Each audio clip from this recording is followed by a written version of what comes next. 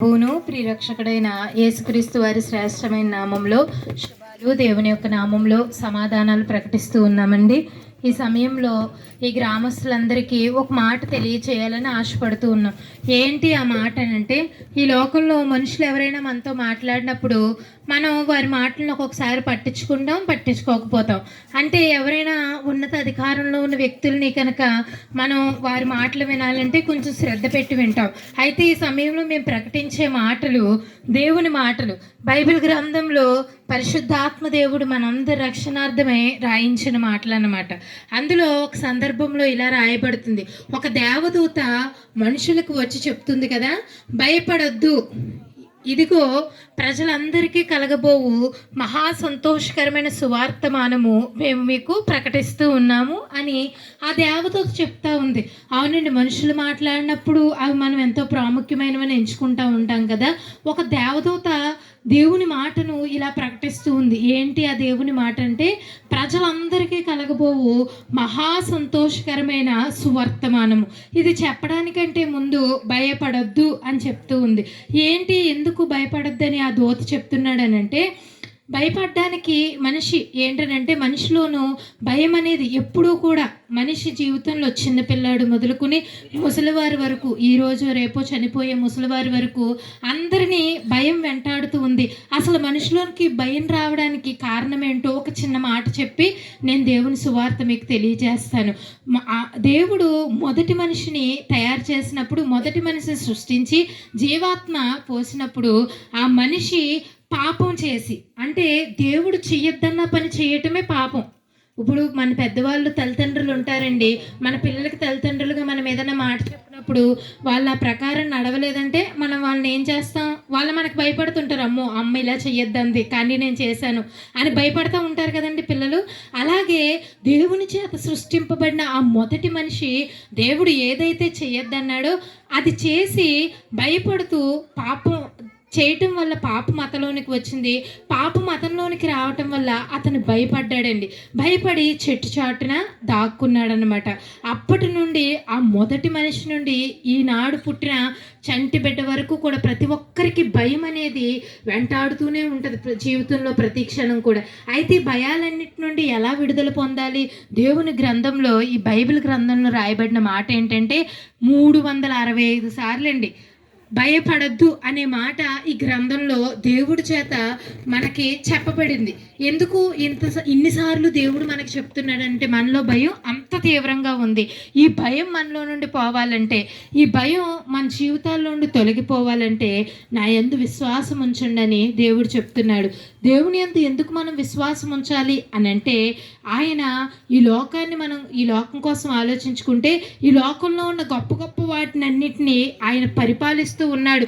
తన నోటి మాటతో ఈ లోకంలో ఉన్న సర్వ సృష్టిని కూడా ఆయన ప్రకటించాడు. నక్షత్రాలు మనకంటే ఎంతో గొప్పవి, ఈ సూర్యుడు, చంద్రుడు, ఈ గొప్ప గొప్ప సముద్రాలు, పర్వతాలు, ఇవన్నీ మనకంటే ఎంతో గొప్పవి.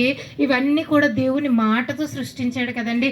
అలాంటి దేవుడు చెప్తున్నాడు అని అంటే దాన్ని మనం నమ్మితే అది ఖచ్చితంగా మనకి కలుగుతుంది. ఆ దేవుడు ఎందుకు చెప్తున్నాడు భయపడద్దని అంటే, మనకి ఎలాంటి భయం వచ్చిన దాని నుంచి విడిపించడానికి దేవుడు సమర్థుడు. మనం ఆ దేవుని చెంతకు వెళ్ళినప్పుడు, మనం ఆ దేవుని దగ్గరికి వచ్చి అయ్యనకి భయం ముందు తొలగించు అని మనం చిన్న ప్రార్థన విశ్వాసంతో చేసినప్పుడు ఆ భయం నుండి తొలగిస్తాడు.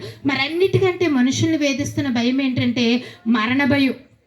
అవును కదండి, మనుషులు ఏమున్నా, తినడానికి తిండి లేకపోయినా, కట్టుకోవడానికి వస్త్రం లేకపోయినా, ఉండడానికి ఇల్లు లేకపోయినా, ప్రాణం దగ్గరికి వచ్చేటప్పటికి చాలా జాగ్రత్త పడతారు. అయ్యో నాకు ప్రాణం ఉంటే చాలండి, ఏదైనా రోగం వచ్చిందనుకో హాస్పిటల్ 8 లక్షలు ఖర్చు అవుతుంటే ఈ ఆస్తిపాస్తులు లేకపోయినా పర్లేదండి, ప్రాణం నిలబెట్టండి అంటారు. ఎందుకు?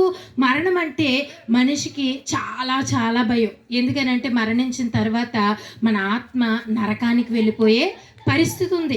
కాబట్టి ఆ భయం ముందుగానే మనిషిలో ఉంది. అయితే ఆ భయం నుండి దేవుడు ఆ భయాన్ని తొలగించడానికి, అంటే చనిపోయాక మన ఆత్మ నరకం పాలు అయిపోతూ ఉందండి. ఆ నరకం పాలు అయిపోకుండా మన ఆత్మ యుగయుగాలు చనిపోయిన తర్వాత కూడా మనలో ఉన్న ఆత్మ యుగయుగాలు ఆనందించాలని దేవుడు ఏం చేశాడనంటే, మనుషునిగా ఈ లోకానికి వచ్చి, అంటే మనుషులుగా మనందరం పరిశుద్ధపరచబడాలంటే, ఈ పాపం నుండి విడిపించబడాలని అంటే పరిశుద్ధమైన రక్తం చిందించబడాలి. కాబట్టి ఆ పరిశుద్ధమైన రక్తం మనుషులందరికీ సరిపడిన రక్తం ఎక్కడి నుంచి వస్తుందని మనం ఆలోచన చేస్తే మనుషులందరూ పాపులే కదండి. కాబట్టి దేవుడు, సృష్టికర్త అయిన దేవుడు, తన నోటితో సర్వ సృష్టిని సృష్టించిన గొప్ప దేవుడు ఏం చేశాడనంటే తానే నరావతారిగా మనుష్యునిగా ఈ లోకానికి వచ్చి మనందరి పాపాల కోసం ఆయన 33.5 సంవత్సరాలు ఈ లోకంలో జీవించి తన ప్రాణం పెట్టి రక్తం కార్చి మనందరికీ కూడా ఆ మరణంపై విజయాన్ని ఇచ్చాడండి. ఆ మరణ భయం తొలగించేశాడు.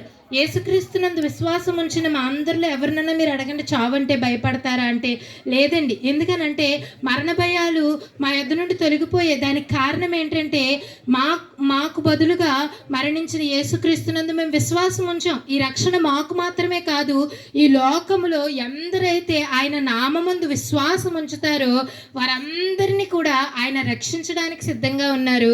మీరు ఏం చేయాలంటే మీరున్న స్థలంలోనే, దీనికోసం మీరు పెద్ద పెద్ద యాగాలు చేయక్కర్లేదు, గొప్ప గొప్ప కార్యాలు చేయక్కర్లేదు. కానీ మీరు నిలబడిన స్థలంలోనే, మీరు కూర్చున్న స్థలంలోనే యేసుప్రభు నా పాపాలు క్షమించు, నీవు నన్ను రక్షిస్తావని నేను విన్నాను, నాకు చాలా భయాలు ఉన్నాయి, ఆ భయాలన్నిటిలో నుండి విడిపించు, మరణ భయం నుండి కూడా నువ్వు నన్ను తప్పించు, నేను విశ్వాసం ఉంచుతున్నానని ప్రార్థన చేయగలిగితే దేవుడు మాకిచ్చిన రక్షణ మీకు ఇస్తాడు. మా కొరకు సిద్ధం చేసిన పరలోకాన్ని మనుషులందరి కొరకు సిద్ధం చేసిన పరలోకంలో మీరు కూడా ఉండే అవకాశం ఉంది. దేవుడు అట్టి కృప మీ అందరికీ దయచేయనుగాక. ఆమేన్. స్తోత్రం స్తోత్రం స్తోత్రం స్తోత్రం. పరిశుద్ధుడా, ప్రేమ నమ్మకమైన ప్రభువా, నీ పరిశుద్ధ పాదముకు స్తోత్రం నాయన. స్తోత్రం ప్రభువా. ఈ గ్రామాన్ని ప్రభువా నాయన దీవించి ఆశీర్వదించి మరొక్కసారి ప్రభువా సువార్త చేయటానికి నీ కృపను చూపించావు దేవా, నీకు స్తోత్రాలు ప్రభువా. అలాగే నీ బిడ్డ నిలబెట్టి ఇదిగో భయం గురించి కొన్ని విషయాలు మాట్లాడి ఉన్నాము దేవా, నీకు స్తోత్రాలు ప్రభువా. ఈ ఇదిలో వారు అందరూ విన్నారు ఎంతో శ్రద్ధగా ప్రభువా నాయన. ఎవరిలో ఏ భయం ఉందో మాకు తెలియదు ప్రభువా. ఉదయం లేచిన కాంచి నాయన ప్రతి మనిషిలో భయముతో నాయన వేధించబడుతూ ఉన్నారు ప్రభువా. నిజమే ప్రభువా, మరణం అనే భయము ప్రభువా. నేను నిన్ను నమ్మిన బిడ్డలకైతే మరణం అనే భయం లేదు ప్రభువా. ఎందుకంటే మా కొరకు నువ్వు మరణించి తిరిగి లేసి మా కొరకు ప్రభువా పరలోకాన్ని సిద్ధపరిచావు దేవా, నీకు స్తోత్రాలు. అవును ప్రభువా, ఉన్న ప్రతి బిడ్డని దీవించండి, ఆశీర్వదించండి. ఏ బిడ్డ అయితే ప్రభువా నీ యందు విశ్వాసం ఉంచుతారో వారికి నీ ఒక నిత్య రాజ్యాన్ని వారికి వారసులుగా చేయండి దేవా. ముఖ్యంగా ఇక్కడ నీ నామాన్ని ప్రభువా నాయన ఇదిగో వెల్లడవుచుండగా నీ నామం ఇక్కడ కనపరచబడాలి ప్రభువా, నీకు స్తోత్రాలు.